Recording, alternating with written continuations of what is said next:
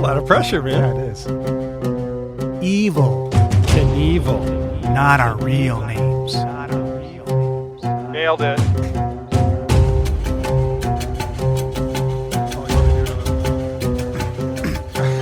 Oh, you want me to do my bit? Okay, here we go. Who are those guys? You're gonna love it. It's just a little independent. That might have been too much, man. It's all right. Hey, I think we're rolling. Oh, we're just gonna dive right in. Are we diving? Why not dive? Why not Luganus this? Is that a ref? Oh, fell on deaf ears. My old school Greg Louganis diving reference. Oh. So hey, everybody. On that note, this crickets. I just turfed out real hard. Hopefully the listeners will enjoy it. Hopefully we have a nice segment of swimming enthusiasts who listen to this movie because we did a movie called Swimming Pool. Did that do it? No. Yeah, there was swimming. Yes, there was in the swimming pool. There sure was. There was dirtiest, filthiest, grossest swimming pool for a while. There was cleaning. Yeah, that's true. Well, welcome to A Little Independent, everybody, the podcast where two friends talk about independent, obscure, just plain weird movies. My name's Ryan. And I'm Todd. Hi, Todd. Hi, Ryan. How are you?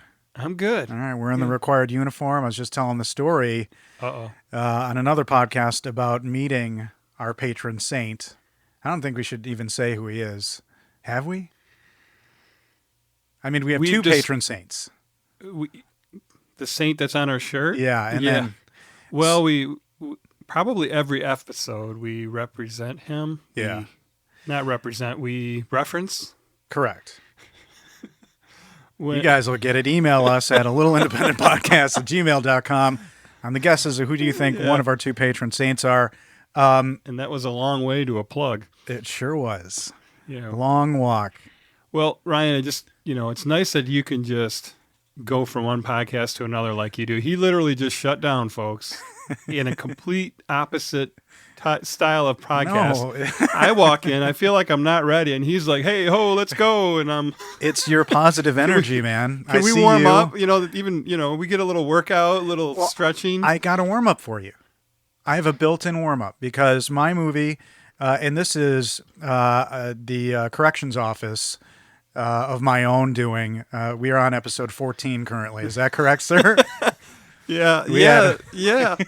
There was a reference in Scotland, PA, to maybe the 13th is the charm on her cones, her ice cream cones, and I'm like, connecting it to being the 13th episode. Yeah, if you folks remember the previous episode, Ryan and I went at it about what number we were on. So is there a retraction? Or that was episode 13. I was 1,000% wrong. Don't know why. This is episode 14. And again, I don't know why we're counting them in numbers. It's just fun because I write it on my notes. But we're doing a shorter movie. So I wondered if this may be a shorter podcast. Probably not. But I have something at the top. Yeah. All right? So I have a little show and tell. Now, I recently received something in the mail. And I swear to you, look at me in my eyes. I didn't look at this thing further than the cover because I got the plastic wrap off and I'm like, why am I not unveiling this with Todd? Okay, so. Oh, so you are unveiling it. Secondary. Holy crap. Is that a record album? This is a record album. This is the only physical copy of the soundtrack to the Andy Sidaris film Hard Ticket to Hawaii. Wow. Which I just ordered off Enjoy the Ride Records. Not a sponsor, but it was an awesome experience. We are enjoying this moment way too much. It's almost phallic. So, I can't see under the table, but there's an audible bump. So what we're looking at here is the front of it. So what are you seeing here? It's the kind of the traditional, the standard cover, yeah, right. Yeah. But there's like a 35 millimeter film reel in behind the DVD cover. Pretty cool. That is cool. So it says Hard Ticket to Hawaii, an Andy Sidaris film, music by Gary Stockdale and Kevin Klingler. And then across the top we have original picture, yeah, soundtrack. So this is something of a a win for us because since, discovering these movies or rediscovering them, that song. It's a great song, and he searched long and hard to find that song online, and lo and behold, it was on YouTube. They released it with the propeller engines in the beginning. Well, they recorded it from the movie. Yeah, that's all. They just put record on the movie. So it's a fold. Do you want me to look at the back? You want to look at the back first? Yeah, let's. Oh, the famous helicopter. I swear to God, I've not looked at this. I wanted this to be. Oh shit. So this is an independent film, folks. Hard Ticket to Hawaii. So this counts. So holy cow. So it's got Rowdy and he's shooting the skateboarder. You see the explosion, see the skateboard. Yep. And then the blow up doll. And the ever famous old school blow up doll. Oh my gosh. This is painted. It looks like a painting. Yeah. Artwork and layout design, Gareth Gibson. Art direction by other people. Copyright 1987. Now, look at all the songs. Yeah, I had no idea. I think they're short. They have to be. Because you got Sunset, String 'em Up, Scenery, and then the main ticket to Hard Ticket. String 'em Up? That's when they take the two local cops and hang them. Yeah, Morning Shower. Oh, we know that's... Uh-huh. Snake, Song, Hard Ticket to Hawaii, Chang, Duel in the Sun, Travelin'. Oh, this is great. Rosie. Would you say we're promoting this movie hard right now? Yeah, we're giving it a hard ticket. Side B, Rowdy Love. Getting Loaded, Frisbee 2, Rowdy's Raiders, Life's a Bitch, Then You Die. 2 separate song titles. Life's a Bitch, Then You Die. Which is a line in the movie. So there must be music behind that. We forgot Seth, and there's so many more songs left. Oh, yeah. Holy cow. Chang Bang. All right. And, So opening up the album like Cat Scratch Fever or Frampton Comes Alive. Oh, boy. Look at It that. is a fold open album, and we have the famous Frisbee throw from the movie. Yeah. In mid-flight. Rowdy's in his banana hammock here. It's just like it's resting on his hand. But this looks like a painting No, I as well. think it's going through the fingers, right? Yeah. Isn't there blood there? Yeah. And that's a painting as well. This is, what's his name? Shades. He's a thrower. He's a... And where's his Uzi? Is the Uzi here? Oh, lack of attention to detail. Did he drop it? It's not on the ground, but it could be in the shadows back here. Look at that shirt. Look at that hair. Rowdy's hair. And so 1987. I may have told you I picked, so there's 3 different vinyls, the actual album to pick from. Yeah. And I picked, I forget the name of it, like Snake Blood Green or something, because when we did our showing of Hard Ticket to Hawaii here, that was blessed and sanctioned by Andy Sidaris, producer on the film, I feel like we got a little something in because we named the snake Vera, and she recognized that. So I don't know if that's canon, but I think the snake's name is Vera. Like she said, I like it. I like Vera. So I'm going to say the snake's name is Vera. You think that it was from that? No, because I remember we it said... It was a coincidence. No, we named the snake Vera because we had the stuffed snake at the showing, and Arlene emailed back like, oh, I like it. I like Vera because we had the snake on the picture. Right. So I think the snake's name is Vera. And here, look at that. Albums don't look like that. Holy cow. That's not what I remember albums look like. It looks like a laser disc. There are 300 of these made. Wow. Is it numbered?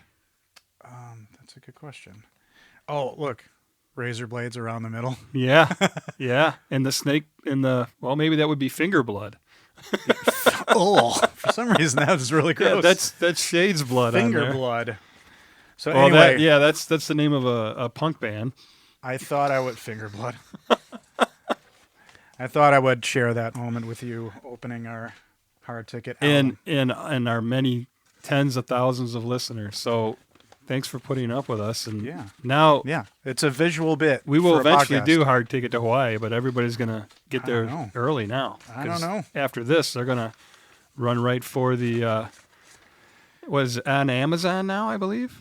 I asked all 12 Alexa to play it, Oh, all the movies? Yeah. Yeah, you can get them I think it's free with Prime, all through 12. andysidaris.com. You can get them. The Blu-ray. The Blu-rays. I think Full Moon Entertainment as well. And then, on Amazon. And, the soundtrack, I asked Alexa to play it, and she played it, which was pretty cool. It exists now. Yeah, the whole thing. I hear those like just dulcet tones and that tingy guitar, and I'm just happy. Yep. Yeah, we will spend another show talking about the summer of Sidaris. There's a dozen films. A transformative time in my life.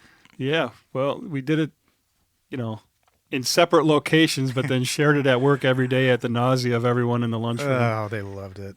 They were like, what in the hell is wrong with these guys? These guys are superstars is what they're saying. I think one of them said in the distance, who are those guys? Yeah, probably. I think I heard that. They thought they knew us, but they didn't. So last week's film was, or last time's film, I guess it wasn't last week, was super fun, and I decided to change up the comedy trajectory a little bit. Like I told you, I felt kind of not cheap, but like I was betraying the podcast a little picking this movie because it's all over Netflix now, and there's a reason why, and I'll get to that. It's as independent as it gets, though. It's the most independent film we've done in 14 films. It's as far as two guys and a camera and budget, I mean, that's all it is. That's true. But it is, like I told you, a movie that it was a one copy at the video store. Yeah. And the main thrust of this was the star, Mark Duplass. And we'll get into him. But the film is called Creep 2014. And our description, I'll see what you think. Okay. A young videographer answers an online ad for a one-day job in a remote town to record the last messages of a dying man. When he notices the man's odd behavior, he starts to question his intentions. So. Yeah. He doesn't know that's what he's going to when he starts. It's not saying too much. And notices his odd behavior is kind of a interesting way to put it, since, That is true. It's odd from the get-go. That is true. Literally from the moment he meets him. That is true. It's billed as a horror thriller. Thriller? The jump scares, maybe? Does that kind of I don't put know. it into Is that that more horror category? Yeah, I guess that's right. I mean, it is. I would call it a thriller because you don't know really what's going on. And as Todd mentioned, it has two credited actors. First billed Patrick Bryce as Aaron. And I'm guessing you'd never seen him in anything before. No. Okay. Have you? This. Yeah, I got a little history on him from an interview. Yeah. He's also, so there is a sequel to this movie. Now, I don't know that betrays anything. We'll get through the movie, but he does appear in the sequel in an interesting way. Okay. I have not seen it because I didn't want to influence this one. I can't recommend it enough. I really, if you like this in any way, or if you didn't, it's still, I think Mark Duplass's performance is unbelievable. He's also the director of this film. He was most noted for Creep and a movie called The Overnight with Jason Schwartzman. Mm-hmm. They released these two movies at the same time, and I've got some kind of details on some of those things as well. Patrick Bryce also directed Corporate Animals, which is an interesting looking movie with Demi Moore. It looks like a horror comedy. It's like a corporate retreat goes horribly wrong. Yeah, that's kind of his groove, I don't know about that other movie. Yeah. And he's got something on the docket for 2021 called There's Someone Inside Your House. Which is, again. Yeah. Maybe that's just a working title. And then it also stars Mark Duplass as Joseph. And I only knew him from The League, the TV show, which is the impossible show that I love because it's based on fantasy football people. How about Safety Not Guaranteed? I saw The League first. Yeah, okay. But then the first movie I think I saw him in was Safety Not Guaranteed, and what a stunner that movie is. Oh, God. Yeah. Yeah, it's been a while. I saw an interview with the two of them, and... with the director and Mark Duplass? Yeah, or the two actors, the two guys.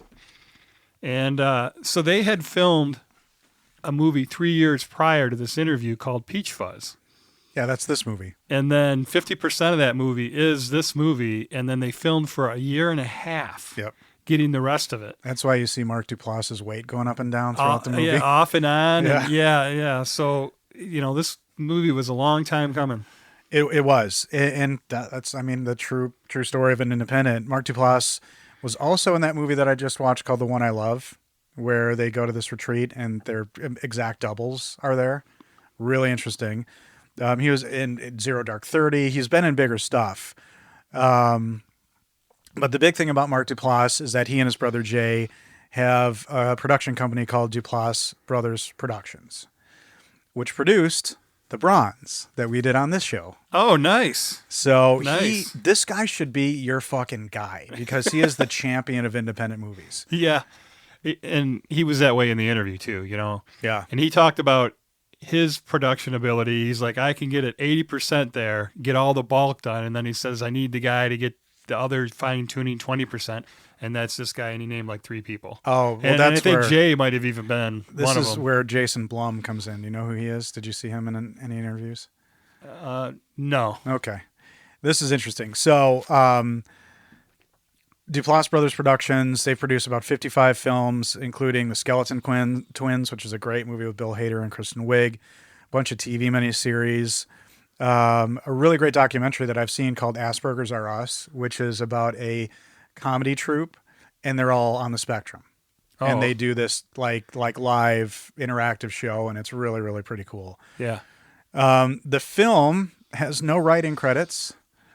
Patrick Bryce and Mark Duplass both have story credits because this entire film was improvised. Yep. They said that there were 5 pages of notes. No, like scenes. An outline. Yep. Yeah, just a little bit of the brickwork. But like I said, half of it was already made, and then they spent a year and a half improvising because they played it for their peers. They played Peachfuzz. And got feedback. And the feedback kept coming darker, more horror. And this is how Christopher Guest works. Waiting for Guffman and A Mighty Wind. In all of his movies, there's no script. It's just scenes, and they improvise the whole thing. Yeah. And I didn't know that the first time I watched this movie. The second time, it made it actually more interesting to me because of that fact. And there are 3 alternate endings, which I cannot find. And there's multiple different takes on some of the scenes. So I'd love to see some of that footage. Yeah. Yeah. The interview that I watched was after I had watched it for the I looked up time. The DVD because I was going to buy the DVD to see if there's some alternate stuff on there, and I can't tell if there is or not. Amazon doesn't tell you. I would think that at least the DVD or Blu-ray would have the alternate endings. That's a selling point. I would think so. There is no Blu-ray, just a DVD. That's how I watched it initially from the video store. Directed by Patrick Bryce. The tagline, from the producers of Paranormal Activity and The Purge. That's what's on the cover. Yeah. Now, I don't want to get mixed up, but Aaron, right, the guy who plays Aaron. Yep, Patrick Bryce. He's also the director. Correct. Yeah, that's what I thought. I just wanted to make sure that was the same guy. He was a default director because, okay, guys, this is a found footage movie. Collective groan, boo, but it's done in a unique way and it serves the story. And I thought he may have been given director credit because he was the one holding the camera by default, but he was intentionally the director. Yeah, it's not found footage in the way that they're claiming it like a mockumentary. They're claiming it to be a true story, but it was definitely inspired by the Blair Witch. I mean, that was my first note was Blair Witch. Well, an hour and 17 minutes, so it was a nice breezy runtime. Yeah. Would you have been okay with it being longer? Were you okay with the runtime? Did it go fast for you or slow? There was one point where they made that really big jump cut that I thought there should have been. I thought it was too much, but it just, when I found out they spent a year and a half filming and having to edit, but when they went from breakfast, or it was actually lunch at the pancake place, to immediately it being nighttime, dark at the house. I mean, that was a severe jump cut there. Yeah. That's okay. Yeah, no, it was okay. That was the only spot that comes to mind. So it premiered at South by Southwest, got distribution at South by Southwest, which is cool. Yeah, that's a big one. Patrick Bryce at South by Southwest was nominated for an Audience Award. He was also nominated for the Audience Choice Award at the Chicago International Film Festival. Yep, that's the two that I have written down. Mark Duplass was nominated for Best Actor at the Fangoria Chainsaw Awards. Yeah, that's shout out to Fangoria magazine. Duplass was the winner, Best Actor at the Fright Meter Awards. I didn't look that up. I wonder what that award looks like. Probably like a meter of fright. It's just a stack of clowns. A frightometer. It's a stack of clowns. And I thought this winner, official Fantastic Panorama, special mention, the Catalonian International Film Festival. Catalonian. So Catalonia in Spain, Barcelona being the capital. Oh, and you know, that's a great lead-in from our previous movie when it ends with I've never been to Spain. Yeah. And they have. So, Crickets. Did you know it was a first-person perspective or found footage movie coming in, and did that annoy you? I did not know. And no, it didn't annoy me. I mean, I just take it for what it is, but I found it really interesting the way they used the first person in a lot of different scenes. It was like you had to be to the point where you have suspended in your belief and you're into the story so much, because when he's pretending, he's using the camera like it's his own eyes when he's looking for the guy and like making quick turns and stuff like it's actually him. Yeah. When you wouldn't be doing that when your life's in danger and such, but you had to, by that point, if you're not into the story enough, then you would have an issue. Yeah. So we meet Aaron at the beginning of the film in his car. The date on the camera says 3/21/2012, which is interesting. Yep. Got it in my notes. Same thing. I thought that was funny. They put that in there. And that's probably when they started, right? Because if you think it was released in 2015 or 14. Yeah, and it was filmed on some sort of camcorder, and the date time stamp was on there, so they left it. So that probably was legit. And he says he's leaving the flatlands. He's headed to Crestline, California. There's a Crestline, Ohio. This was filmed in Crestline, California. I was a little, when I heard him say Crestline, because my parents actually lived there for a short while, so that was funny, and I knew that wasn't Ohio. Did that look? Oh, no, obviously no, not. the mountains. There's no mountains there. So it was literally filmed in Crestline, California, which is a town like northeast of San Bernardino. So it's like right after the pavement ends in the LA San Bernardino area. Is it in the Golden Triangle? The first bit of green, isn't that in Pittsburgh? What's the triangle? The green triangle? All the three counties where all the weeds grown and all the bodies get stacked up, or buried in. It's on Netflix. This is you're bringing your alter obsession into this. My weed obsession? Because there isn't one. Okay. Your true crime obsession. Oh, yeah. There you go. So Aaron has been hired, and does he say the amount of money he's getting for one day of work? Yeah, he does say $1,000. He's getting $1,000. At some point, I don't remember if he says it in the car, but he says it at some point. And for one day of videography work, and I think it's funny, so I assume that because this was inspired by like a Craigslist situation, that he answered a Craigslist ad, but he assumes it's like a woman sitting alone in her house. Like he's worried it's going to be a creepy person, which is foreshadowing. But did he never talk to Joseph's character? Yeah, that's a really good point, because he's kind of playing down a fantasy. You know, there's a 40-year-old woman that, lonely and 40-dishy. So he doesn't know. So he's never verbally, what's going on. Never heard the voice, apparently, although that's kind of misleading, because in the end, when he's setting up his new person, he's on the phone. Yes. Okay, look, we're not going to poke holes in this thing. I mean, we may, but, still a fun movie. So Aaron arrives at the house, and I noticed right away that there are shit tons of steps going up to that front door, and I'm like, fuck that house. And they're steep. I would not want to live there. No way. Yeah. Like, can you imagine? You come home from work, right? Where you're dead freaking tired, and you got to climb this friggin' mountain. Yeah. How many times do you just not sleeping in my car? Screw it. Not going in. Monday through Thursday. and there is clearly no other way to get into the house. There's no door to downstairs or anything. That's it. Yeah. It's a neat looking house, I actually think. And he comments on the color of the door, like that must have been in the ad. Yeah. Yeah, okay. Was it yellow door or red door? And that's what's interesting is that the thrust of safety not guaranteed has to do with an ad in a newspaper. Oh. So Mark Duplass, he's got a type. And Aaron arrives to the house, he knocks on the door, and nobody comes to the door. Yeah, and he rings this doorbell that's like... It's like one of those turning ones. I would have never... I didn't even know what the hell that was. And when he turned it and rang, I'm like, how did he know that was a doorbell? Yeah. Have you seen that before? Yeah, and you see it in older movies. I have that never was an seen antiquated that. doorbell. Yeah, but holy... That was weird. So it's just, a bell with a crank on it. I wouldn't have known to do that. Rings the bell. Yeah, I would have just pounded on the door harder. And he goes down. He's like, man. I guess I assume he lives in L.A., so it was maybe a 2-3 hour drive. And he's like, well, screw it. I'm going to leave. And you get the first of our jump scares. This is the introduction to Joseph. Yeah. Now, jump scares. Where are you? Do you like them? Do they serve their purpose? Were you affected by any of them in this movie? This one had it where you knew every time when he was searching for him that a jump scare was coming. Although it was one time where they didn't use it, which was effective. No, I thought they were effective in this movie. Yeah, and there was quite a number of them. Yeah, it was. And a lot of people think that that's bullshit. That's like you're hanging your hat on an easy scare.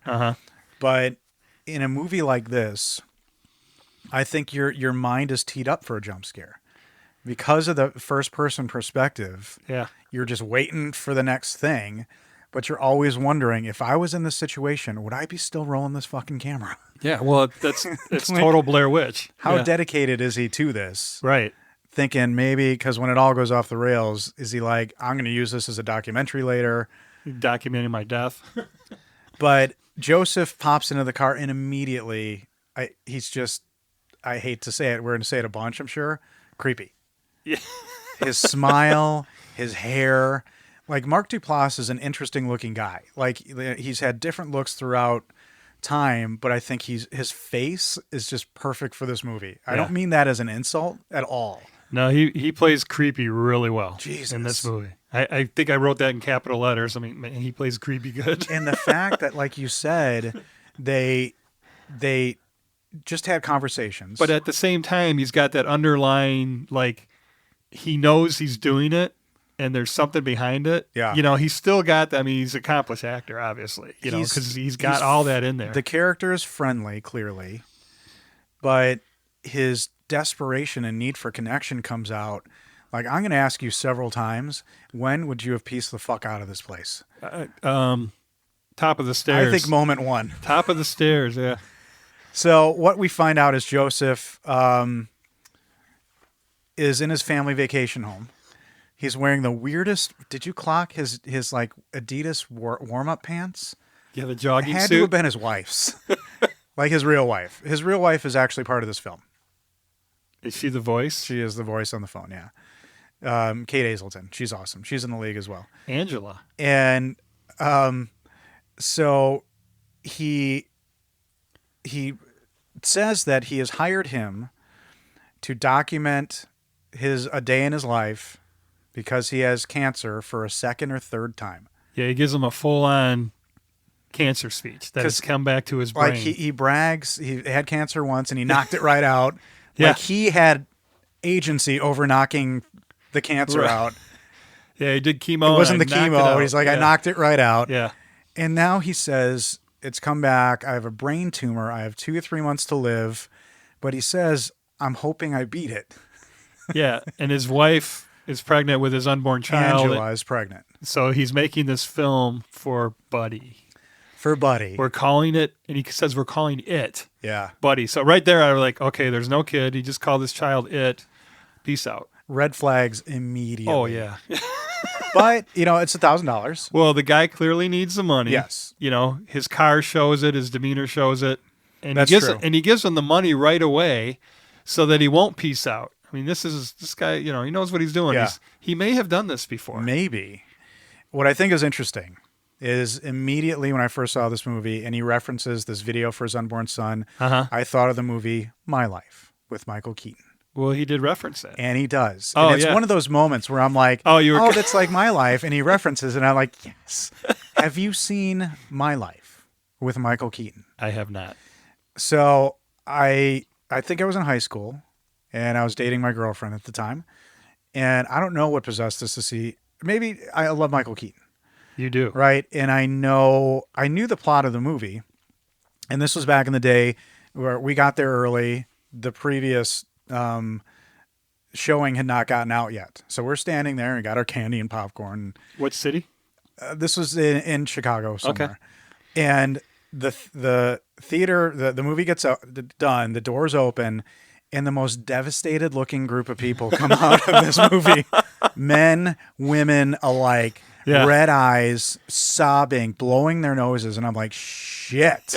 A great date movie. And damn, is it rough. There's even fucking Enya in the soundtrack, I think. I remember being like 12 or 13 years old and finally being allowed to go see Jaws. And it had been built up so much that I was like afraid, And, a buddy's dad's dropping us off. There's a group of us boys. And I was doing that same thing. I was watching everybody's faces when they came out, and it didn't disappoint. I'm like, oh, shit, I'm in for it now. I like the people throwing up and passing out, seeing The Exorcist. So I have this weird connection to My Life because I remember I was trying to do the manly thing and not cry. I was like leaning my head back so the tears would roll back into my eyeballs. But I, at some point, absolutely broke, just like everybody. And I remember thinking, why do we do this to ourselves? He died. Spoiler alert! Like it's heartwarming. He like it's not a miracle at the end. He doesn't like turn into Batman. He dies, and it was sad as shit. Hence the look on the faces when they come out. Oh my god!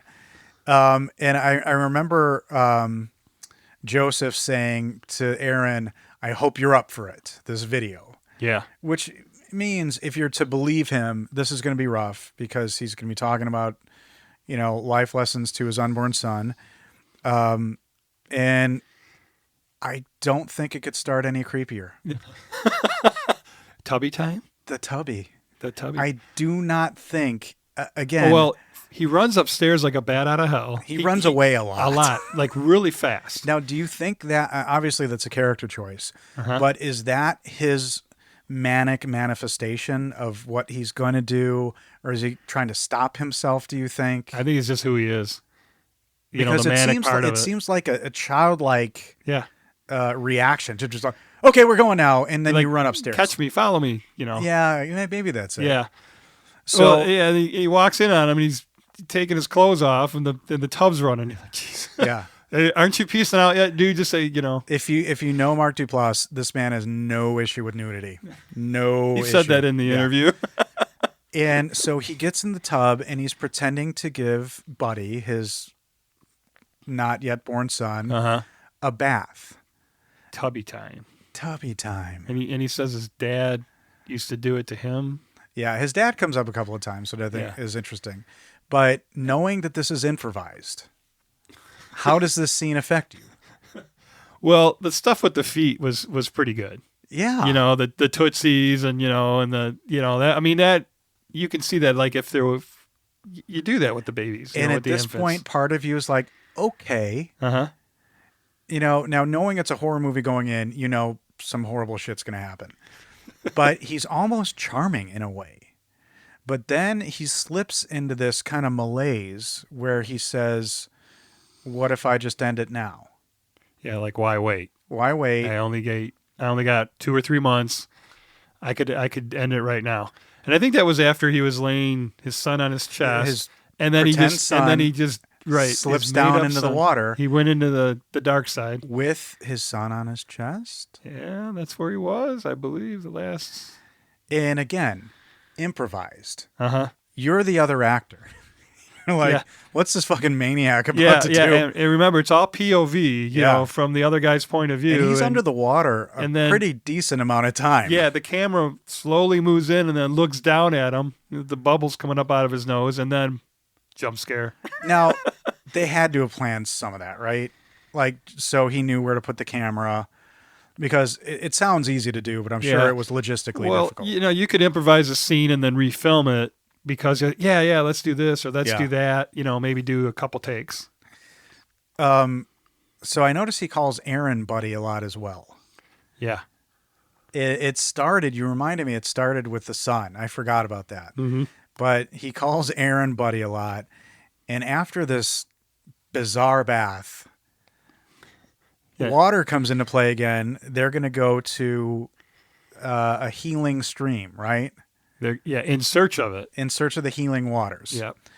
And this is when from the Mexican lady at the taco stand. That's right. that's where he heard about Just this some random miraculous heart healing. That's what it was. Heart healing waters. Oh my God. So I would have just said, "Don't go chasing waterfalls," and a little Michael Keaton reference, and Oh, the other guys. Yeah. Bravo, bravo, my friend. Now I think this movie has given us 3 like iconic shots. And not every movie does this. This is just for me. But so you've heard me talk about Peachfuzz since I watched this movie. Yeah. And this is where we get introduced to Peachfuzz. And Joseph says to Aaron, it's going to be cold. You probably need a coat. It's in the closet over there. And he sets this guy up to go open the closet to get a coat. And at the top of the closet is a werewolf mask. Scary as shit werewolf mask. I think so too. Oh, God, yeah. Now, here's my clip. Because there's so many different things I could have done for this movie. Is it the song? This went viral, didn't it, on YouTube? Wasn't this like a... I don't remember. Because I saw it on YouTube, like it's 33 seconds really? long, yeah. So, this is Joseph's character explaining this mask. This is a great moment. Which is called Peachfuzz.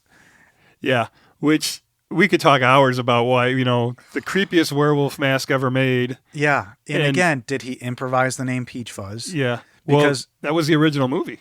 Yeah, and they said they scrapped it because they didn't want people wondering what Peachfuzz was the entire time. And it's not that long. You sure it's not a Olivia Munn reference? Ooh. All right. So here we go. This is the character of Joseph explaining the scariest mask ever, Peachfuzz. Oh, that's Peachfuzz. That's just Peachfuzz. Say hello. Actually, I'm glad this happened. Buddy, you're gonna love this. So, Peachfuzz is the friendly wolf. And my dad created him, and he actually used to have this great kind of song that Peachfuzz sings for little kids. Hello, my name is Peachfuzz. I might look like I eat you up, but I'm as friendly as a rabbit, and I'd make a very good friend. Peachfuzz, I am here, and there's nothing to fear.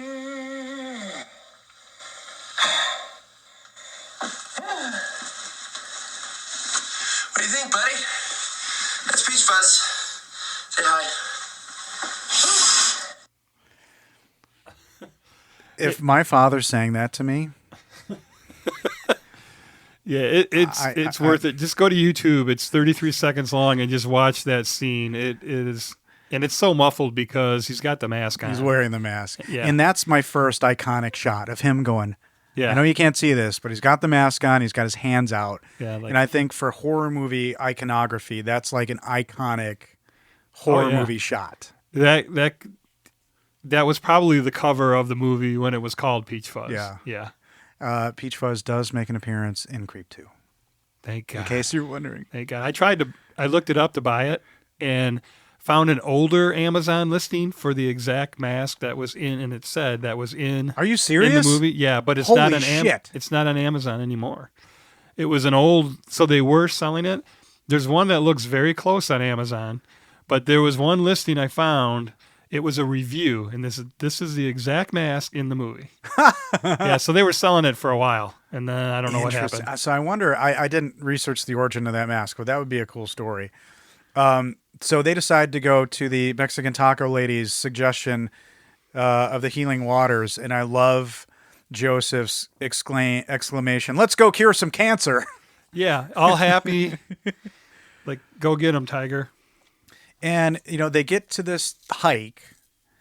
And again, a lot of this seems, I guess, kind of normal to me. Like, it's a day. Yeah. I like the way this was played because Aaron, the videographer guy, is clearly not going to be comfortable in the woods. You can tell he is not an outdoorsy type at all. And, neither does Duplass. And he's Adidas charging pants. Through the woods. Like, he's just charging up that mountain. And then the other guy runs off again. Well, Joseph runs off again. I was afraid that was going to happen to him, I'm like, what, and yeah, when he took off running, the other guy, I'm like, oh, the other guy's screwed. And then he starts getting really scared. Because it's clear that they may be a little lost. He does. Well, he is. He doesn't know his way back. And is that when Joseph scares him again? And he talks about how it feels like when you're going to die. Yeah, he just had a near-death experience, he tells him. And later he talks about like the baby murder he sees in his eyes. Yeah, he that said particular time. For about 2 seconds there, it looked like he wanted to kill me. And that's when he talks about the axe. So when Aaron's walking up the stairs, there's an axe in a tree stump. And Joseph asks him, did you think I was going to kill you with that axe? When you first saw it. Yeah. Yeah.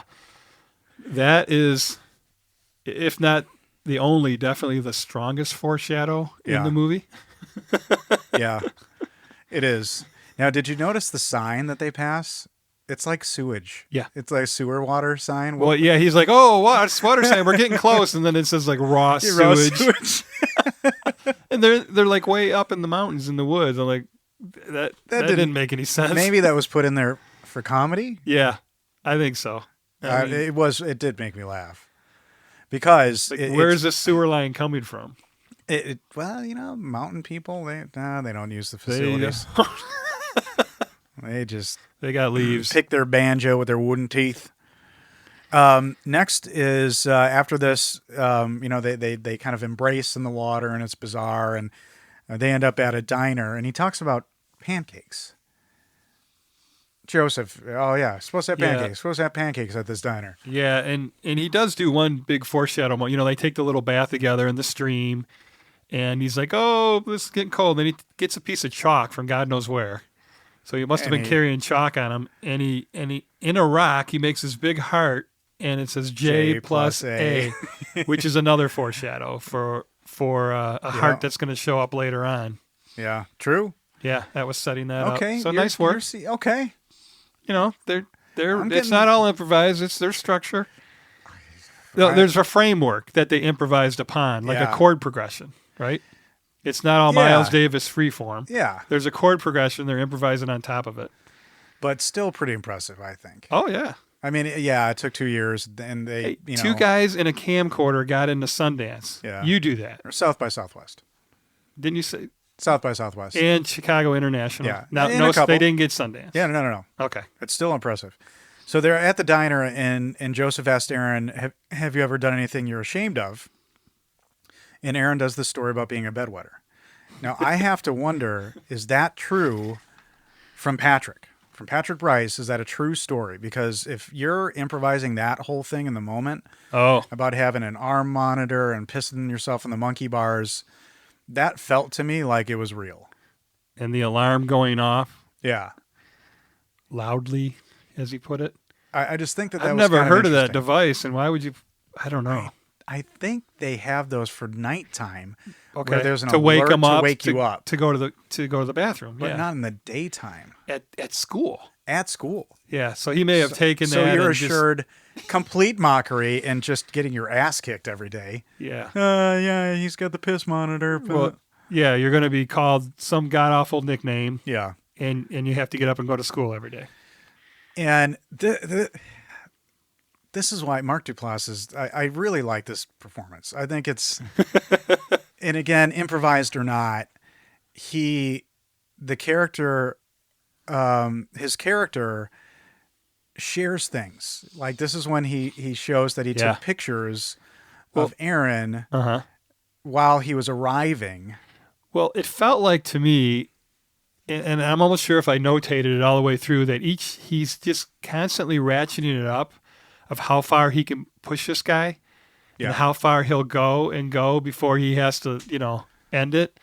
So it's constantly getting a little more intense. Yeah. And then here he shows him, I guess. But he says, I thought you would be less scared for some reason, like by my doing this. So everything obviously is, I think, 100% calculated from what we know. But he pulls it back and he shows his vulnerable side. And it's clear that Joseph needs connections and needs a friend, aside from his terminal cancer or his brain tumor. Yeah. Yeah, and Aaron could chalk a lot of this up to what state the guy's in, right? He's only got 2 or 3 months to live. Nobody's going to be he's normal. Aaron's got empathy, which makes him, I think, a sympathetic character. Yeah. But he calls him kind. You have a kind face. Exactly. Yeah. But he's keep getting pulled back like, I am the fuck out of here. Everything that happens. It's too much, dude. Run. But are you like, do you think, would I be this good a dude? Would I literally hang with this guy? It's $1,000. He's already been paid. He's just thinking, I'm going to get this job done. Yeah. And whatever weird shit happens, as long as I don't get violated somehow by Peachfuzz. If this guy wants to show this fucked up video to his soon to be born kid, that's on you, buddy. Yeah. Because think about this.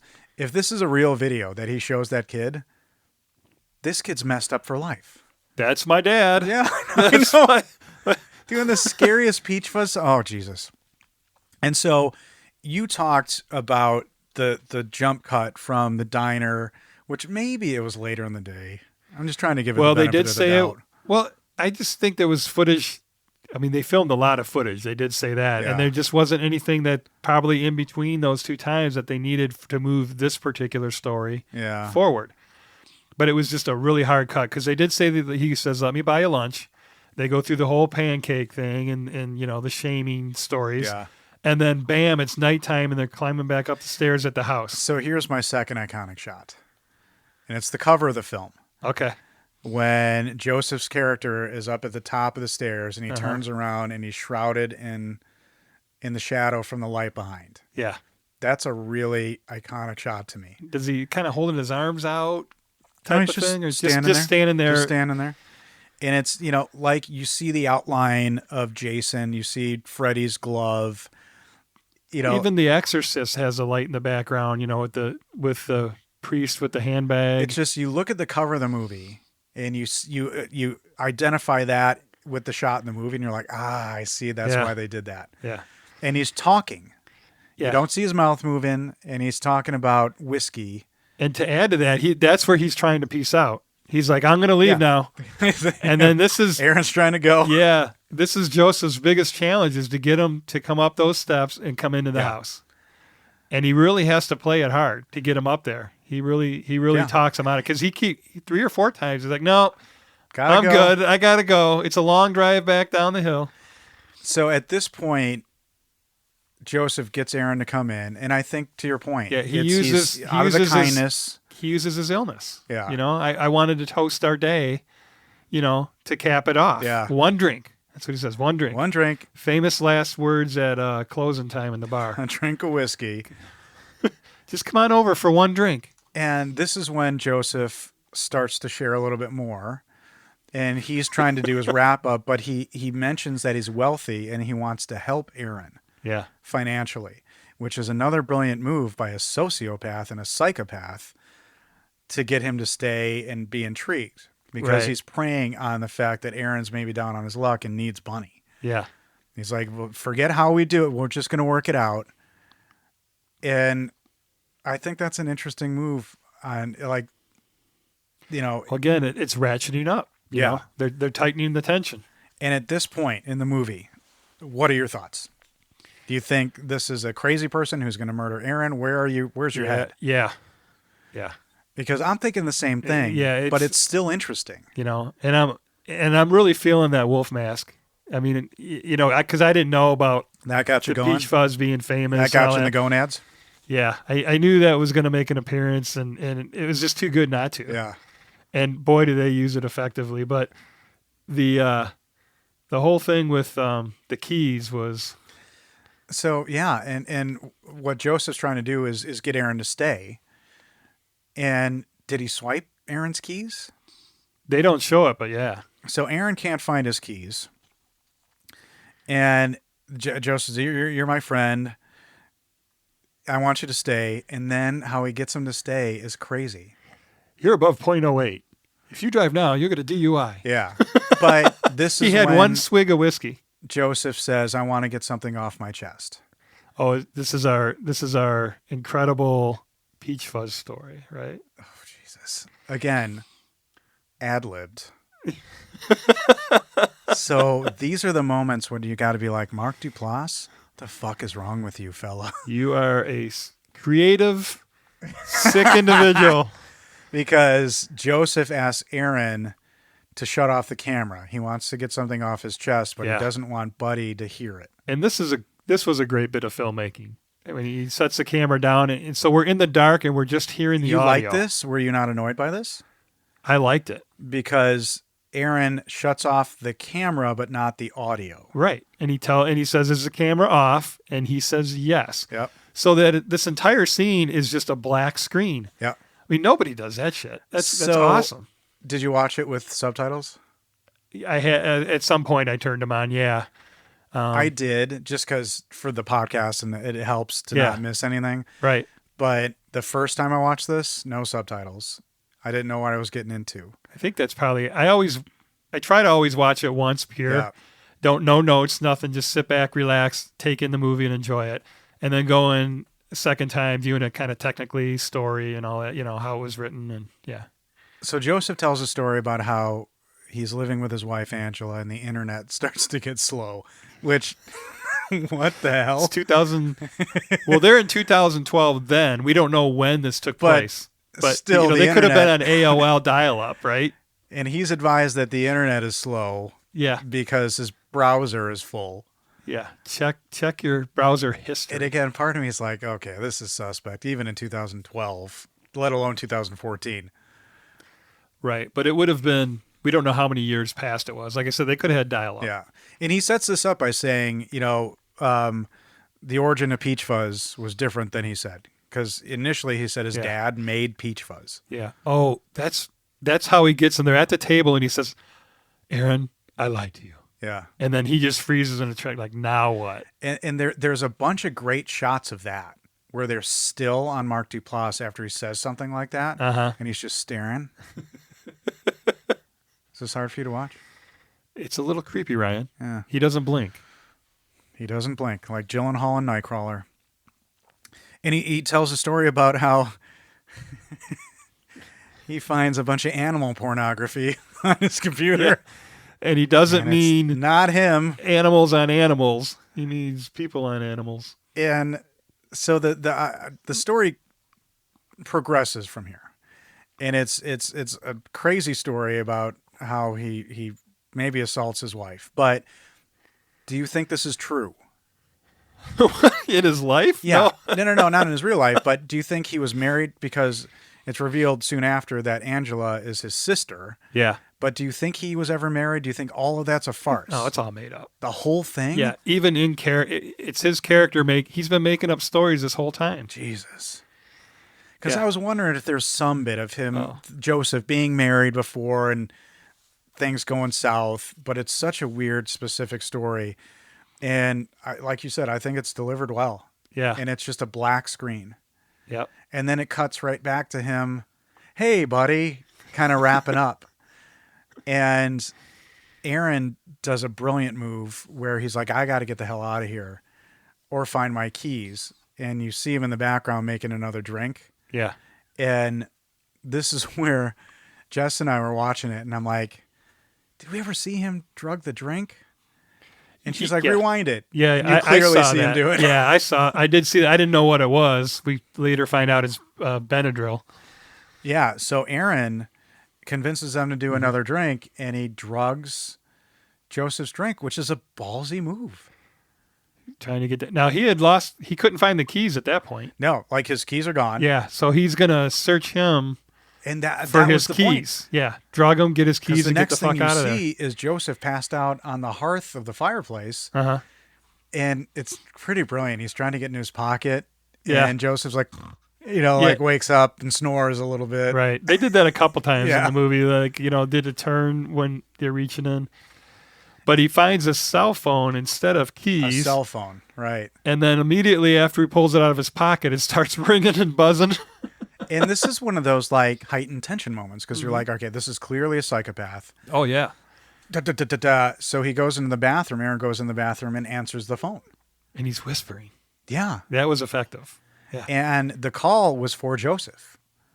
From Angela. And this is the voice of Mark Duplass's real wife, Kate Hazelton, who's an amazing and charming actress. She's super awesome. Oh. But the first time I watched the movie, I'm like, from the league, because they're both in the league together, but they don't play husband and wife. Like, she's married to Steve Ranazizi's character in the league. Yeah. So it's kind of fun to see them in the same show, knowing that they're a couple. And she's super charming, and her voice is pretty distinct. And I'm like, holy shit, that's really cool. And then we find out Angela is not his wife. No. His sister. And she says, you need to get out of the house right now. But she says it, you need to exit the house. Yeah. She's so calculated. Yeah. She says, Joseph has problems. So she knows her brother's a serial killer, and they just let him get it because they're rich. They let him. I don't know. I didn't know. It's not really explained, but not really. It is very calm, cold, and calculated. She says, the way just she go says ahead and exit the house. Yep. She's trying to keep him calm. That's because he was pretty panicky. Yeah. A panic whisper. What the fuck is going on? Yeah. And here's another classic trope. So he gets done with the call. Right. He goes back in the living room. I saw this one coming a mile away. Yeah. I'm sure you did too. Yeah. And Joseph is gone. Yeah. But it was good. I mean, it's still like, I'm sure there's lots of people that are like, huh? It got me the first time. Uh-huh. It did. I knew he was going to be gone. It was just that next ratchet. Yeah. Yeah. And they are heightening, I think. Oh, yeah. It's been tensioning up through the whole thing. Yeah.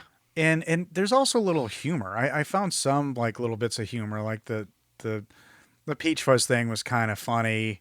Like, it's clearly a dance that he made up, and it's Peachfuzz, ha ha ha, I'm your friend, I'm not gonna eat you. But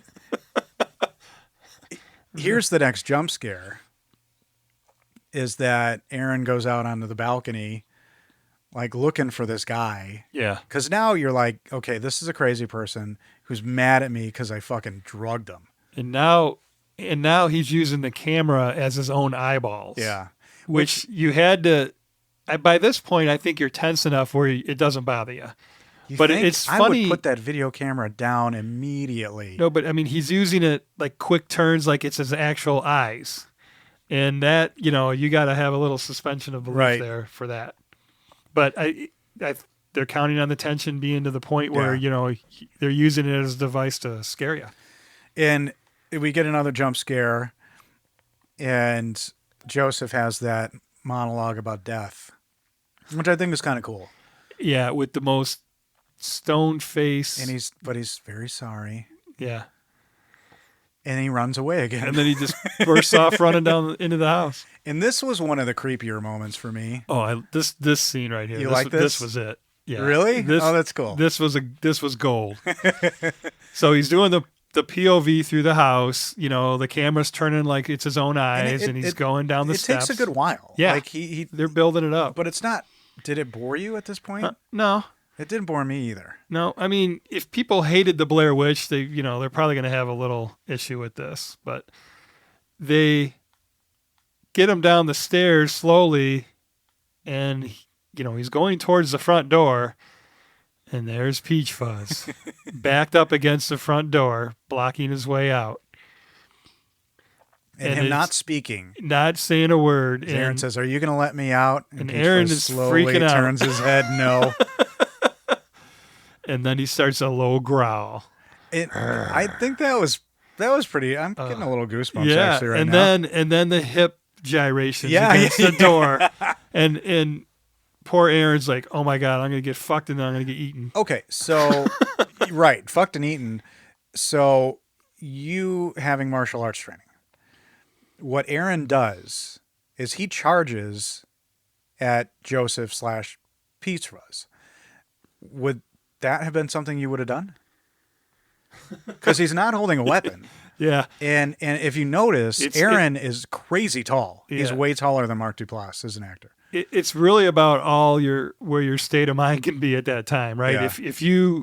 If your mind goes with the fear, but he charges at another person in front of a closed door. Yeah. And it was a complete act of desperation. Camera, and this is a pretty fun misdirect too. You don't know what happened. Yeah. So there's a mess. Yeah. And the next thing you see is a video of Joseph hauling 3 trash bags up an incline. Except we don't know it's a video right away. It's taking up the whole screen. I thought it was a video. The quality. It just shows, the camera sitting there filming him dragging the trash bags. At first, you don't know it. So your assumption is Aaron did not make it. He's dragging the dead body parts, and he's filming himself doing it. Yeah. And then Aaron starts talking. Yeah. And that was, I think, a really brilliant piece because the way they show the fact that it is a video, Aaron's watching it, and Joseph sent it to him. Yeah. And it's just him with 3 large black trash bags, and he just starts digging a hole. Yeah, not very well either. He wasn't. It was really lackadaisical. It's going to take him a long time. He was digging that hole. Yeah. And Aaron throws the DVD away, and so Aaron's back at home, which pretty sweet house. Yep. I liked his little. If that was in like an LA house, little apartment there, pretty nice for. And this is where we stay for the rest of the movie until we go to the park. Right. It stays right in his house. And Aaron is having bad dreams. And so what did you think about his, again, knowing this was ad-libbed, his hot tub nightmare? I thought they were going to pay that off with, he was having... death in a hot tub or something? No, that he was having repressed memories from what happened to him. He says he's having a nightmare of him and Joseph in a hot tub. Yeah. And Joseph is wearing the Peachfuzz mask. Yeah. He's also wearing a Peachfuzz mask, but it's a baby version. And he's a baby getting a tubby from Joseph. And that sounds gross. For you John Wick fans, a puppy. A puppy? Does he say a puppy? A lot. They say a lot, he killed all my men over a puppy. Well, no, I know. I thought they said puppy in this. He does. I think he does. As far as an ad-lib nightmare, pretty good one. Yeah. But I was expecting that to get paid off. Like that was his nightmares were what actually happened to him. Because all we know is that he charged the front door and the camera blacked out. So he was like further subdued. He was knocked out and he was suppressing whatever happened to him. They're in the hot tub drinking wine. And then Joseph turns to blood. Pours the wine over his head. Yeah. I thought it was going to be some crazy thing that had happened to him and he didn't, it was repressed. But that didn't happen. That was nighttime. That was one of the first times you see like a nighttime video, that green look. Yeah. So Aaron is still documenting what's going on. Yeah. Who wakes up in the middle of the night and films himself and talks to the camera about their nightmare? A narcissist. And see, this is the thing. In one of the interviews, Mark Duplass advanced that both Aaron and Joseph are both seriously damaged. Yeah. And it's going to be a weird out who's going to be weirder than the other, which is kind of how they approached it. Yeah, I hands down. Correct. Joseph's the easy winner on Correct. that. So now Aaron gets a delivery, a big box at his door. Yeah. Yeah. Which he was in the bathroom. No return address. The doorbell rang. This guy rang. knows where I live. Do you think a delivery guy delivered it, or did Joseph deliver it himself? He did say the delivery guy dropped it off while he was in the bathroom, but he assumed, doesn't know. Yeah. He didn't see him. So it's a box. Yeah, I mean, if you'd looked for postage in any way, shape, or form, that would have answered that. Yeah. So I think it was delivered by Joseph. Uh-huh. And inside the box, Todd. This huge box that would have held a John Bonham's bass drum. Nice reference. Well, Bonham always had that enormous bass drum to get the sound, right? That's right. See, I'm a Zeppelin fan. Ryan, not so much. They're overrated, but that's fine. Oh, here we go. That's there's going to be a throwdown. But it's a huge box. In the first, so the first thing he pulls out of it is a knife, Yeah. And it looks like a kitchen, like a cooking like knife. the Ginsu knife from the midnight, infomercial. So I was perplexed by that immediately. Yeah. Yeah, that was, I think the knife in itself was a comic moment because it's like, that's not like a dagger. That's not. It's like a chopping knife. Murder knife. Yeah, it's like a chopping knife or something. And then he pulls out another DVD, right? Over a puppy. I can't do that. That wasn't even Russian sounding. Oh, you're doing like a puppy. The John Wick 2. I just watched it last Baba night. Ganoush is coming after us. The Baba Yaga. Hey. Yeah, I watched 2 and 3 back to back. Killed John Wick's puppy. That was pretty sweet. Yeah, those are good movies. With a pencil. I'm guessing I'm back. That's Joseph coming back. Oh, and so we just went off the rails. There's a DVD. He puts it in. Yeah. So this part got me, that we have this enormous box. Was that a spiritual moment for you? No, got me in the sense like, what are you doing? There's an enormous box. He pulls a knife out of the top. He pulls out the DVD. There must have been a copious amount of packing peanuts in there. Yeah, and doesn't look any further. I mean, everybody would dig through the box to see what else is in there. See, here's where we differ. There's no fucking way I would dig deeper. There's a severed arm in there. There's somebody's brain. But he wasn't even curious about it. I wouldn't be either. He puts the DVD in. I had an issue with that. And Joseph's character is apologizing. He says, I understand how the previous video I sent you could have been made you a little perturbed. I'm thinking, sure. Yeah. But he was in a rough headspace and he wants to apologize and he wants them to be cool. And he said, did you check in the box for the third element? That's when I'm like, there's a fucking head in there. There's no way. I was like, how did he know he didn't dig any deeper? Like, there's a fucking camera in the house. I think that he knows. But it's a pre-recorded DVD, so how do you? Yeah. Or if he already had it, who cares? Right? If he. Right. Oh, right, yeah, he did say something like, if you haven't located the third item yet. The third item, yeah. Yeah. And the third item is a baby. A wolf puppy. Little baby stuffed animal wolf. Yeah. And it's really cute. And that's when he goes into the thing about stabbing things and him recalling that Aaron, when he scared him, had murder in his eyes for a little bit, but it was only baby murder. He hadn't developed it yet. Yeah. Which, again, is Mark Duplass bringing it back. And you're like, maybe this guy's all right. Yeah. In a way. Yeah. And he tells him there's a surprise in the puppy there's for something him. really wrong with that guy. But, again, the way he does these videos, and that had to be all ADR, and Aaron Patrick, the actor, was looking at a blank screen. Yeah. And was reacting to nothing. And I think did a really good job. Yeah. Not easy to do. Because Joseph says, look inside. It feels good to stab something. Look inside for another surprise. Yeah. And what did you expect was going to be inside this wolf? Not what he found. I was like, don't do it, man. Do not. And this is when you were like, don't do it? Don't cut the wolf open. I was like, don't go to the bottom of this box. I thought there was a bomb in there, but I would have called the bomb squad. Well, he does, like, when he gets the box, he taps it and he kicking shakes it. Yeah, a little bit. which is what you do if you're worried if it's going to blow up. Yeah. You kick it and, turn on your microwave and your phone just to make sure Yeah. it's not a bomb. Because it clearly wasn't heavy enough to be a bomb because it only contained a DVD, a knife, and a stuffed wolf, and a shit ton of packing and styrofoam. a lot of styrofoam peanuts. Or whatever was in there. Some of those fell out. Yeah, they were on the there were? puppy. Yeah, he was brushing them off the puppy. Okay. So inside of this stuffed wolf, he takes the knife to it. Doesn't he? He pulls it open with his hands. He doesn't stab it with a knife. Okay. Because he tries and he's like, He does. He starts with the knife. Yeah. And maybe then he cuts the uses his stitching hands. and then peels it. And he finds a little gold locket.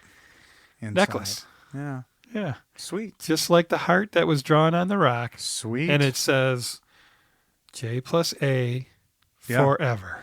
And he's got Duplass's character has this interesting monologue about wolves and about how they love deeply, and sometimes they just get confused and they kill the people or they kill who they love. They get angry and they murder. And again, then you're like, uh-oh. Yeah, he's describing himself. Yeah. Totally. And then he gives this big sob speech about basically he's suicidal and he just wants he's lonely. a friend. He just wants, Well, this is that's in the final video. So now we have Aaron sleeping. And you're right. You get another cheap jump scare because he's up. He's like, I've been sleeping pretty good lately. And then a bang. Yeah. And again, I didn't mind it. I thought it was great. I love the way he went through the house because he's terrified, right? And he's just, hello? Yep. Joseph, is it you? Yeah. And then he's like, he's saying the word, he says hello 3 times and then he says lights. And he's going through, he's talking to himself because he's petrified. Well, and he's talking himself through it. It was brilliant. Like from a direction standpoint or director of photography, I probably didn't have one, but he's standing in front of his door. Yeah. And he's got the knife that ironically was sent to him. Yeah. And I knew this was coming, but he's standing in front of the door, and he moves away from the door, and there you have. And the camera is still in the bedroom on his nightstand. But the way facing out through the door into the living room, bringing in the front door. I and they looked left at the it there. scene forever. The way Mark Duplass was standing. Yeah. I don't know what he did. It's the creepiest shit. It's the stillness. But because he was like Jason. He did something with his face. It was really effective. And then Aaron comes back, and you see Joseph. Like if you didn't see him there. Yeah, he runs away when again. He dove up. Yeah, when he made his run move. So, questionable choice in a horror movie. Aaron goes to the front door. Opens it, leaves it open. That's the one problem I had with this. Like, don't do that. Well, he's using the camera as his eyes again. But lock the door behind you. If you think there's somebody out there, don't open your front door, explore the neighborhood for a minute, and then go back inside. And he looks left, looks right, really quick, like scary look. Yeah. Goes down a dark alley on the side of his house and then finds the garbage tipped over. His garbage is disturbed. Yeah, which is going to come to play in the next video. Yeah. But he says, damn kids. He thinks it's the kids and goes back inside. Does he say damn kids? Yeah. Oh, my God. Okay. Well, ad-libbing. Damn kids, raccoons. Could be. Those L.A. raccoons, man, I tell you. So I find it impressive that he's able to go back to sleep after this. Yeah. Because we see his camera is still on, which I find interesting. Is he doing that for security? Or he forgot to turn it off, maybe? I don't know. We're beyond the point of like thinking of it being as part of a documentary that he's filming. Yeah. You've just accepted that you've kind of gone to and maybe that's filming a play the movie to itself. his loneliness as well. He's interviewing himself and he's talking himself through the process. How about this? It's his Wilson. Because why isn't he in fucking therapy? Yeah, it's his Wilson. Wilson. Well, yeah. So he's talking to. But to process what he experienced, you'd either need professional help or you're trying to do it yourself. But he's sleeping. The camera is picked up, which again, very effective. Yeah. And I did laugh at this and I don't think it was intentional, but Joseph's character is clearly in his house and he reaches in and he cuts a lock of his hair off. Yeah, and films it with his camera, right? Did you see the arm though? I read that in the trivia portion of it stood IMDb. Out to me. It stood out. Oh, to you me. Caught it live? Yeah. The first time it's too. Like a big hairy arm. Like a black hairy arm. Yeah. Like dark hair. Clearly not his arm. And after this, I think it's kind of interesting. Another video is left. Yeah, right. He's like, this is where I sleep. And the it says window, the final video, but the screen has been broken, right? Yeah, right next to his head where he sleeps, the screen was cut and the DVD was slid through the screen. So at this point, if this is you, do you call the police? Do you move? Had he already called the police? Never mentioned. He does call the police.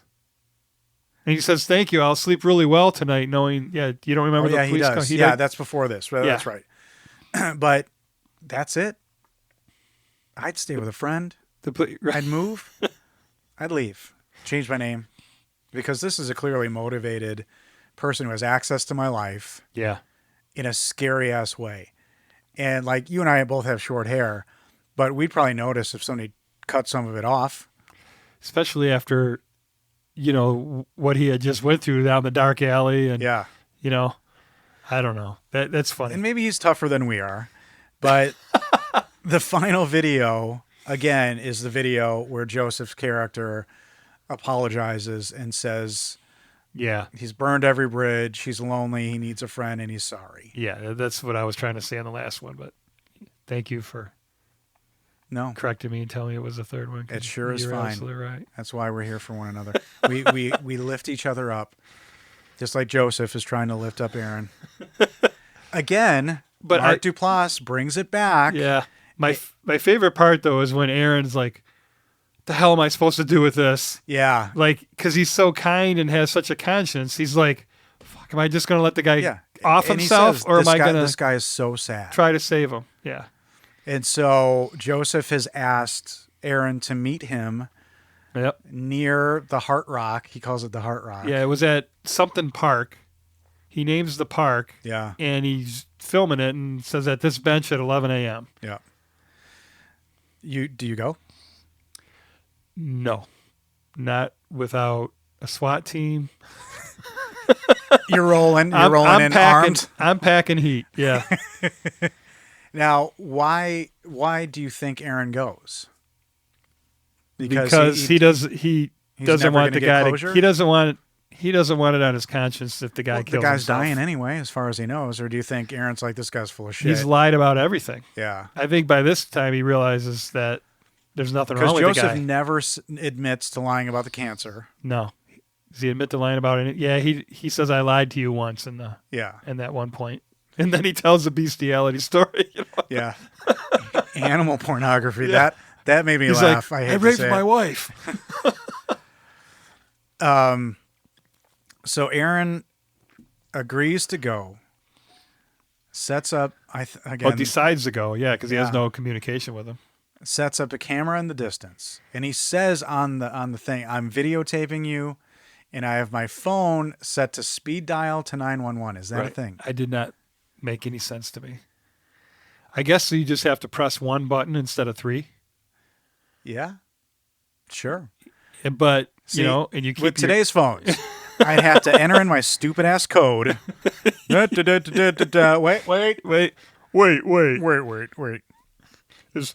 Is that a big axe that you got in your hand? And so what are your thoughts on this kind of what you think is a closing scene? Uh-huh. I love the way he did the slow motion. He being Peachfuzz. Yeah, however he identifies with that mask on. Well, yeah. And I like that they addressed the fact that he didn't turn around afterwards. Because you're like, no way he doesn't know something's going on behind him. Aaron's sitting on this bench. Facing the water. Joseph in a trench coat and the Peachfuzz mask and an axe slowly walk up. And he takes those out each individually. First he just walks up and stands behind them. Yeah. Out comes the Peachfuzz mask, puts that on.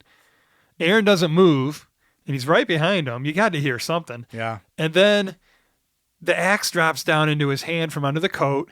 And then he does a Clint Eastwood move, like with the poncho. Super slow. Yeah, he's got a trench coat on. He flips the trench coat like he's gonna give him a tombstone there. And then up comes the axe over his head. Now, the thud of that axe was very compelling. Because it was in the distance. Just like the scene was. Because the camera's in the parking lot. Yeah. And that's what made it so effective. It wasn't loud. It was like this distant thud. Yeah.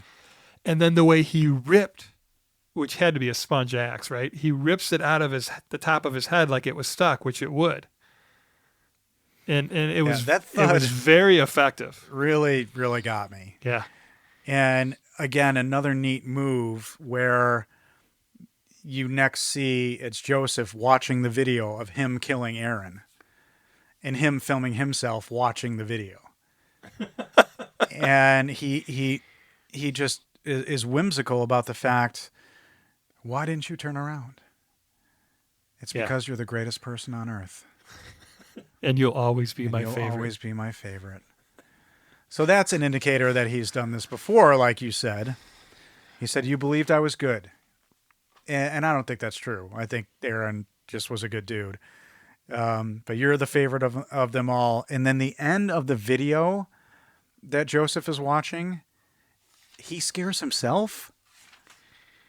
You see that last, like he's like, ah, and he's like, ah. Yeah. I don't know if he did that on purpose for fun.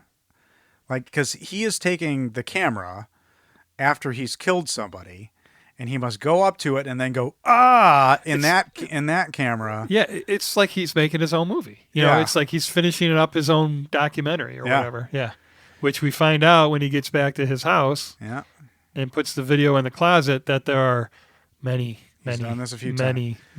And his name is probably not Joseph because he's calling his next person. Yeah, he's on the phone with him. His name is Bill at this point. And just to tie it all up, his last line is, "See you tomorrow, buddy." And you're like, oh, fuck. Yeah. So this was a super fun movie. Did you like it? Yeah. Yep. I mean, you gotta be okay with the Blair Witch style of stuff, you know. And if you're not, you know, you might have some issue. But hey, again, I say, get two guys and a camera and go get yourself into South by Southwest. Yeah. And Mark Duplass had a name for himself by then. But what pushed this over the top is, so I mentioned Jason Blum. You know Blumhouse Productions, the horror? Yeah. So this is when they were shopping this movie or they were showing it to people and they said, darker, darker, darker. And Mark Duplass asked Jason Blum if you'd take us the extra way. And so Jason Blum made his millions and millions and millions on Paranormal Activity. Okay. A found footage movie. Have you seen it? Yes. Found footage. Long time ago, made for $15,000. Made nearly $200 million at the box office, and that put Jason Blum on the map. Wow. So it took Blair Witch to, you know, it's knocked it off its pedestal. As far as they were close, cost, but cost to make exactly. money. Same thing. Because I want to say it was like $1.5 million. And Paranormal Activity was scary as shit. There was a great article on Mark Duplass's 2015 talk at South by Southwest. And it's amazing for indie filmmakers. He gives you all these great tips. And Mark Duplass, back in this day, had a deal with Netflix. He was an early adopter of Netflix. And he says he credits Netflix for the success of Safety Not Guaranteed. And he's with HBO now. So he's reeling it in. Yeah, he's doing well. Creepers released in tandem with the Overnight to put Patrick Bryce, the director, in the spotlight. Yeah. And that was their whole point, is to raise him up. And Mark Duplass and his brother Jay, they try to work with indie filmmakers just like Blumhouse does. Yeah. Blumhouse is a horror company. They'll give you a movie. They'll give you $5 million. That is it. You make your movie. You do not go over budget. Isn't that what it was in that show with Damon and Affleck? They would give the director Project Greenlight? Yeah. Wasn't it like $5 million? I think so. I think it was. Yeah, and the first movie that they did was a horror movie called Feast. Great movie. Which you got Henry Rollins in that. Yeah. In his pink sweatpants. Oh, man. Yeah, I think that's all. So, yeah, the movie was inspired by Craigslist and other character-driven dramas like My Dinner with Andre, which is a great movie, Misery, and Fatal Attraction. But it's kind of cool to see that, like, Mark Duplass and Patrick, who are known for sensitive character pieces, made this horror thriller. Yeah, they met through The Nanny or his Patrick wife. Patrick Bryce was their nanny. Yeah, his wife was the nanny for Mark. Is it Mark Duplass? Mm-hmm. Okay, yeah. And then they hit it off and had, you know, and it just went from there. And they ended up making that movie together. Yeah. Because he likes to work with, like you said, I feel first-time like filmmakers. If we made a movie, it would be this movie. This is how we'd do it. Yeah. Like we just film ourselves. Well, the one I wrote is like this, but I had to shelve it. It's too teaching people how to do the wrong thing, so I decided not to. Well, it's all right. That's all right. There's plenty of them out there. Depends on the intention. So, reviews for this movie. Here we go. Yeah, and it's going to go strong both ways, Yeah, I mean, it's one of those movies. Yeah, and it's the found footage thing that polarizes people. Yeah. Because after Paranormal Activity, Jason Blum says everybody and their uncle sent me their found footage ideas. He's like, Jesus Christ. And even with this one, when Mark Duplass came to him, he kind of rolled his eyes like, fucking A, found footage. But Jason Blum found something kind of interesting in it. Yeah. And how the characters were done and how far he could push it. Yeah. I studied the Blair Witch a lot because it was in the style that I was writing at that time. And The Last Broadcast, have you ever seen that? Because that's the movie that everyone says inspired the Blair Witch. Yeah. They say, I don't think they claim that it did. But if you've ever I remember I got a copy on VHS and watched it. And that was pretty intense too. Have you ever seen it? Yeah. Blair Witch had the benefit of early internet. And they had that whole internet campaign. Well, the marketing was the brilliant part of Blair Witch. You could be like, oh, wow, this was real. And I think a lot of people went into that movie thinking it was real. Yeah. Oh, yeah. And that's what made it good. And I saw it in the theater. And that last scene scared the shit out of me. I mean, Jesus. And the little hands on the tent. I mean, really, really pretty brilliant. And you go back to a movie like The Lady in the Lake. I don't know what year it was, 1930 or something. And it was filmed in that perspective. You are the detective. You're a character in the movie. It's like the Humphrey Bogart movie, Dark Passage, where the first, almost half of it is filmed from the first person. He escapes from prison and he gets a plastic surgery as a makeover, and it turns into normal when he gets the bandages off. Oh, that's brilliant. So that stuff has been going on for a long time. Again, folks, you get a plethora of extra movies. You don't just get the movie that you're signed up for. You get at least a dozen more. All right, so reviews. These are IMDb reviews. I've got two bad ones because there are two really good bad ones. Bad in how well they're written. How aggressive. So here we go. Number one review. 1 out of 10. It's titled "Stupid." Do not waste your time. This has to be the absolutely stupidest movie ever. From the first 5 minutes to the end, dear God, an hour plus of our lives will never get back. How in the hell we ever made it through, other than the sheer comical nature of the film. So sick of these fake best horror movie in a long time reviews. This is the poorest excuse for a scary movie, unless you're a snowflake. Jeez. That's not Snowflake. What if somebody started listening to this podcast and started it right there, and all they heard was your rant about this movie? Yeah, I mean, you do that so well. That'd be tremendous. Yeah, it would be like Orson Welles in The War of the Worlds. Do not waste your time. Guys, I want my money back, even though I saw it for free. Brought to you by Christopher Walken. So this is a 1 out of 10. I want my money back, even though I saw it for free. Now, this is I think a real review, but a very, it's got to be fake in a way. So just bear with me. Okay. I want my money back, even though I saw it for free. This was an unwatchable, boring piece of cinematic diarrhea. Shakespeare. Just let that marinate for a second. Is that a dagger? At no point in this film was I entertained, scared, or sitting on the edge of my chair in suspense. My favorite part of this movie was when Aaron got the axe to the skull, ending his own misery and freeing him from having to appear in a sequel. Fuck you, dude. He's in the sequel.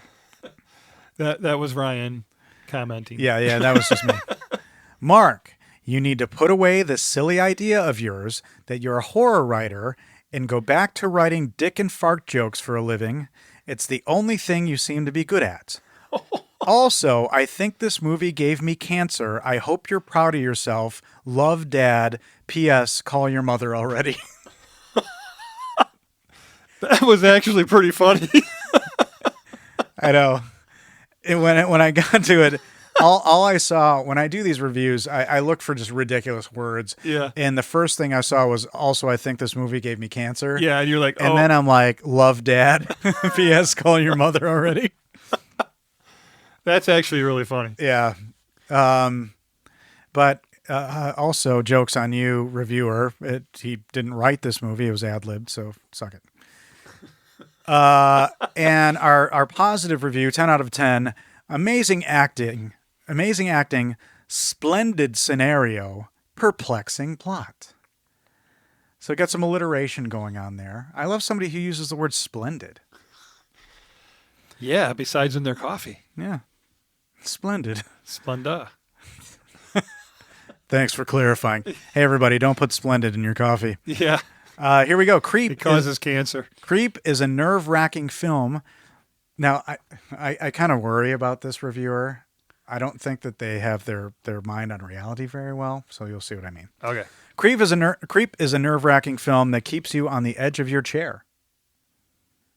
Don't watch it on your couch. Just watch it in a chair. Mark Duplass molds the film with his ludicrous smile. Separating fiction from reality is just not possible. Indeed, the film left me in doubt. Is Mark Duplass Joseph in real life? Or is Joseph Mark Duplass? Or does the man behind Mark Duplass and Joseph not reveal his true identity, as he is indeed the monster presented in the film? And what about his victims? Who are they? And what was their story? This film leaves you with so many questions. Questions that need answer. Wow. So what came to mind was the guy in Midnight in Paris that his wife has the affair with because he acts like he knows something about everything. I'm not saying this guy is that way, but just the way he was wording things, that's the guy that came into my... Interesting. You know what the scene I'm talking about? No, I don't. And right, I don't know that movie as well as I should. Luke Wilson? Yeah. The blonde one, right? Yeah. Yeah, not Owen, no, Luke. And or no, Owen Wilson is the blonde one. Sorry. Okay, so it's Owen Wilson. Uh-huh. And boy, I'm drawing a blank tonight.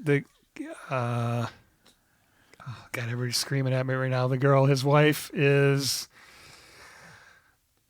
I've only seen it once. Oh God, Didn't help make me. a huge impact. Mean Girls. Lindsay Lohan? No, the other one. No, she's not in Mean Girls. Sorry. This is hot podcasting, ladies and gentlemen. I'm dying here. American Beauty, maybe? No, it's not her. This is. Let's anyway, go through all movies that girls are in. Go. So his wife. It's gonna hit me like a ton of bricks. I'm trying to get the emailers to fire up on me. Is that working? Yeah. So his wife has an affair with the other couple that they're friends with in Paris there. But her husband just kind of, pontificates and uses good language and stuff, but he's never really done the stuff. Right. And for some reason, when you were reading that, his face came to mind. Oh, interesting. Yeah. Yeah. Not that, I'm not talking down on the writer of that article or not, but for some reason that popped into my head. And by now, her name should have popped into my head. Rachel McAdams. God, Todd, how can you not? That's okay. She's not, super mainstream. No, yeah. She wasn't in Sherlock Holmes or anything. She was in both of them, in fact. I know. Why didn't I think of that one? See, it's hard when you're She's one of those... on the spotlight. She's good. She doesn't always stand out a ton. And maybe that's why she gets cast the way she gets cast. Yeah. But she's really great. I think she's awesome in everything I've seen. Well, it was brilliant how you came up with her name, Ryan. Yeah. Well, thank you, Internet. So, so you dug this? You'd recommend this movie? Yeah, with that caveat of the Blair Witch style of shooting. Are you going to watch the sequel? Yes. I think you should. Yeah. I think you'll like it. Well, it's when you type in CREE, you get that far on your search on Netflix. Yeah. Creep 2 comes up before Creep does. Yeah. Because it's more current. Yeah. I mean, guess. Again, Duplass loving nudity. You're going to see his dick. Oh, well. In Creep 2. You so still enjoy that. Yeah. You're trying. Is that supposed to inspire? Yes, it is. I don't want to see his dick. It's a really crazy, awesome scene, and it takes this. You would think, how could you do a sequel to this movie? They tee it up for a sequel. Yeah. And what they do, and again, I haven't looked into how improvisational the second one is, but it's a kind of a different idea. It's plausible. Yeah. All I saw was a girl was involved. Yeah. He is tremendous in it, I think. That's just my opinion. He's created a real fucked up, awesome character here. Yeah. All right. I'll do it. Well, thanks for watching this movie with me, Todd. Oh, as always, it was a blast. Well, thank you all for listening. If you have any thoughts, suggestions, a little independent podcast at gmail.com. Again, thank you so much for listening. And Todd. Yes, Ryan. We'll always have Monty Doro. Who are those guys? You'll love it. It's just a little You love it. It's just as like independent. You know what I mean? You're about to say You'll love it. It's just a little independent. You're going to love it. It's just a little independent.